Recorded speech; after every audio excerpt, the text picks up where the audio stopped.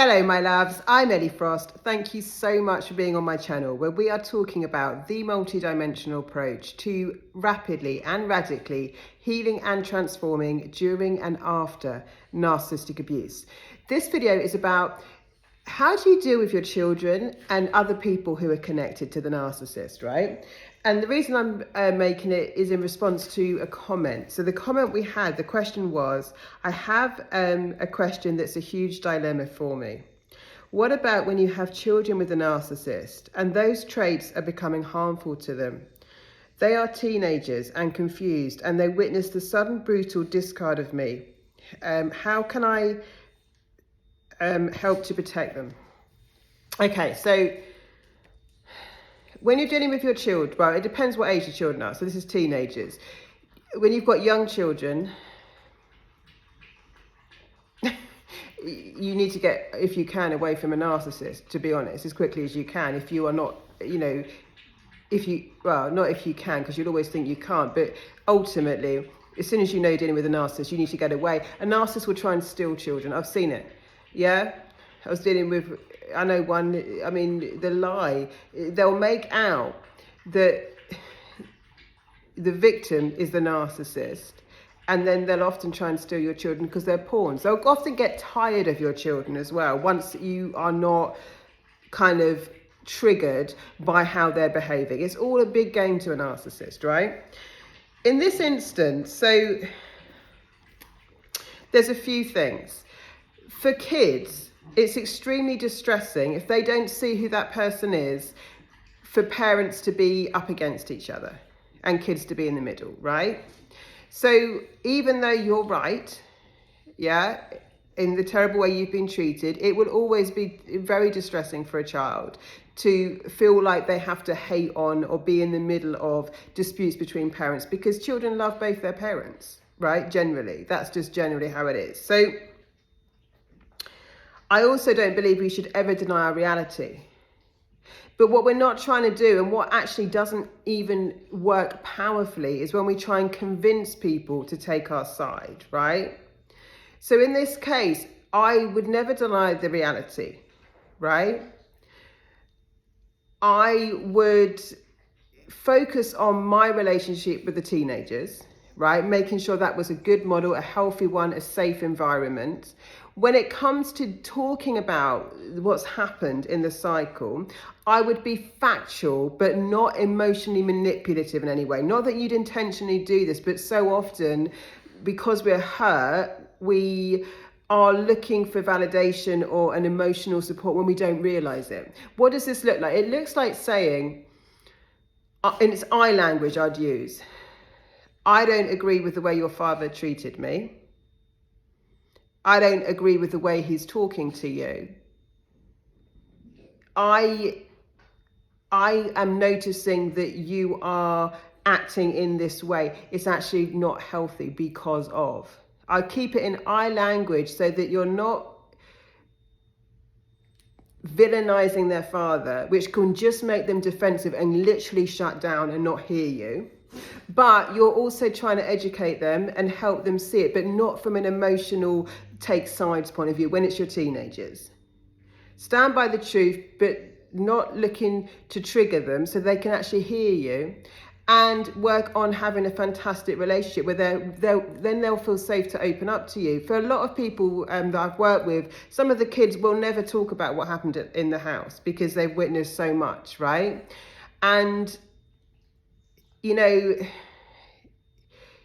their parent, not their therapist. So you could recommend that to them, but it's kind of up to them to, when they get to a certain age, to decide. What you want to focus on is having a very healthy relationship, prioritizing that relationship with your children, and not putting them in a situation that's going to cause them more trauma, which would be if they don't see the other parent as they are, which they will over time generally, to make them feel like they're torn. But actually have a great relationship, stand by the truth, which is, I don't like the way your father treated me. If they're asking you, but again, they're not your therapist. So your priority is your relationship with them, yeah? And helping them have healthy relationship with someone so they can actually see what that's like. And then if they want to talk to you about things that are going on, in that dynamic, they can, and you can say your point of view, which is like, I don't think that's a healthy way to behave. Or if you're noticing ways they're behaving that you don't think are very, you're saying like they're picking up on the toxic traits, yeah.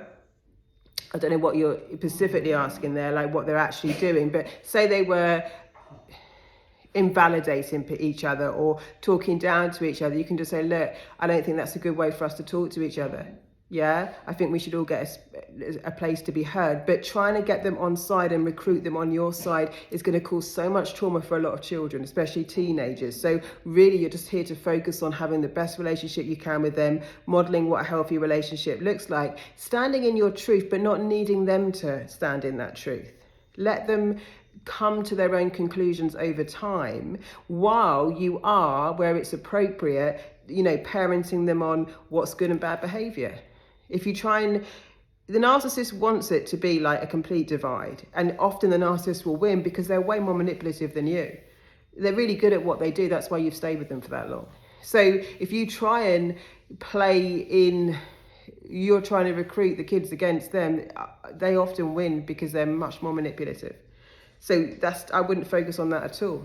I would just parent them on behavior that you notice in them that you don't feel is very healthy for them, and tell them why. Focus on having your best relationship with them. Don't focus on trying to, unless they're in immediate physical, danger, don't focus on the other parent relationship, apart from where you see things are getting out of hand, and then you can explain that isn't a nice way to treat you. He shouldn't have said that to you. That isn't a nice way, but you can't control your ex, which means that you can tell the children it's not acceptable. You can put boundaries in if you have that right, how he interacts with them and how they interact with him, but you're not going to be able to control him. So all you can do is raise your children's awareness of what's okay and what's not. Focus on you having the best relationship with that you can. If you try and divide them against him while they still don't see him as the narcissist, don't even understand what that is, you're unlikely to be successful, and he'll probably be more manipulative than you.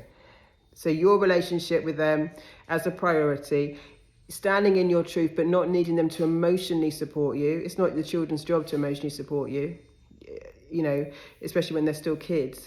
I know that's really tough because, they love you, but they also love their parents. They love both parents, most children. So you don't deny your truth, but you don't need to be validated by them in it. You focus on your relationship with them. And when you notice they're picking up traits that are not good, you don't make it about the ex, make it about them.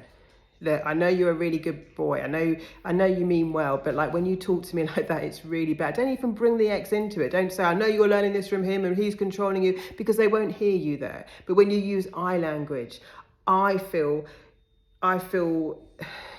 upset that you're talking to me like that. Can we try it this way? Let's take a breather, because we're both getting a bit upset. Can we come back at dinner? And I don't want it to be a big deal, but can we just talk about that conversation we had earlier? It made me feel really sad. I just want to tell you why. Make it about you and your relationship. Use I language. Don't say you're doing this, you do this, da, da, da. That's where you literally just break down relationships. So your boundaries and standards about what you can control and what you want in their life. The reasoning why, that they understand like why you're saying certain things. Be mindful of where you're trying to get them to emotionally validate you, which isn't their job. Yeah. And don't criticize them for loving their father, even though that's triggering. You're going to have to deal with that and heal that on your own, right? Because it's not their job to support you there. While modeling a healthy relationship, focusing on having the best relationship that you can with them, which is authentic and open, you know what I mean, as it relates to your dynamic with them. You can't control beyond what you can control their relationship with him, if that makes sense. So if you want to go into more detail, let me know and I'll talk more about it, but that's what I'd say on it. When it comes to things like, this is where else this comes in, other family members, it's the same kind of thing. You can't recruit people on your side. The narcissist will manipulate them harder. All you can do is decide, if it's not your children, who you want in your life. Most of the time, if they're not your actual kids, and even if they are, you want to be mindful, because the narcissist will extract information to use against you. Through most people, they're still connected with you. You want to be very mindful of that. You're really going to have to be mindful about what you allowed to be communicated about you. I mean, so many people have commented on this channel about they've broken up, the narcissist is then giving their kids, trying to give their children rides, or I had a lady in my group talking about the narcissist will try and re-communicate with family members of yours. They do it all the time to try and get information and a hold on you, to help you live in fear, to help you wonder what will happen next. You've got to take control of that, right, in your own energy field, so that you're in very strong boundaries with the dynamics of what it is with your children, with your family members, and that you're communicating what you're tolerating, what you won't. Yeah? For a lot of you, if people are close with a narcissist, you probably won't want them in your life if they're not your direct family or children. And if you are, then it's going to have to be boundaries around it and what they share with that person. You don't have to demonize someone, even though narcissists are pretty demonic.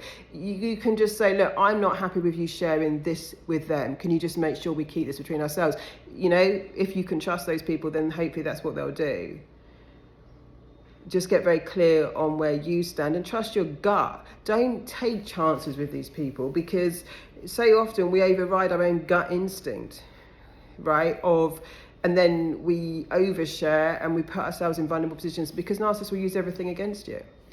With the news supply, again, it's going to be your intuition. There's no blanket rules, but it's like sometimes you'll want to tell the news supply, now again, if you're doing this for your own emotional validation, if you're doing it out of revenge, if you're doing it out of retaliation, then you shouldn't do it. But sometimes you might feel with a new supply that you actually, although it's not your responsibility, and you've got to be mindful of whether you're doing it for that too, you just wouldn't feel right in yourself, on your conscience, if you didn't mention it. Something. You might just want to say, I just want you to know that you're dealing with an abusive person or a narcissist. That person, if it's a new supply, will definitely, normally, because they're in the love bomb, fight you for it, throw you under a bus for it. I've had that happen. But you know all that's going to happen. But at least you know that you've done the right thing. Now, some of you, there'll be no point in doing that. It just is an individual case by case thing. What you're not trying to do is recruit anyone. In the one instance I told a new supply, I wasn't trying to recruit them on my side. I knew they would throw me under a bus, and they did, and I knew it would make things even more difficult. But it was just purely my own conscience that I didn't feel okay with not saying it. So it wasn't retaliation, it wasn't revenge. I knew there'd be a consequence that the narcissist would even more justify everything they were doing, but in that case, still for me. But I needed to do that because my intuition told me that it wasn't me taking responsibility for someone I didn't need to. It was just a conscience thing, I just couldn't not say something. I didn't say much. I could have said a lot. I didn't tell the whole story and everything that would have incriminated them if you actually looked at their past. I just said, this is what I think you're dealing with here. Just be aware. And of course, they threw me under a bus, and the narcissist used it against me, and I knew all that. But again, you've got to know what you're playing with, and be willing to take the consequences of things if you do choose to do that. So you can't convert anyone. They've got to come to their own awareness, but you do not deny your reality, and you do not deny your truth. So if someone in your family or even your children are minimizing what happened to you, then you need to say, no, look, what happened to me in that relationship was not okay. It wasn't okay. It's not on you to get involved in it. You have a relationship with your partner and you have a relationship with your children, and they're different, right? And it's very distressing for children, but you don't deny your reality either.